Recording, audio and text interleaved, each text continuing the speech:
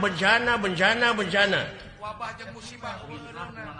fitnah di mana-mana tapi da leutik keneh bencana alam leutik kumaha jadi loba nu korban leutik keneh bisa diubaran ku duit bencana alam ai kitu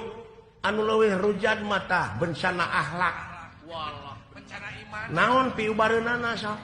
kemana obat dicari nagara nepi ka kieu teh kuayana bencana akhlak sabab pangeran moal pati-pati nurunkeun hiji ajab ka eta nagara lamun baraleng hirupna lamun bencana kacida teuing tamakan barokan teh nu matak urang pingkeun lamun milih teh kudu ka ahlina ka ahli sabab lamun nitah lain ka lain ahli tunggu karuksakanana geuning ruksak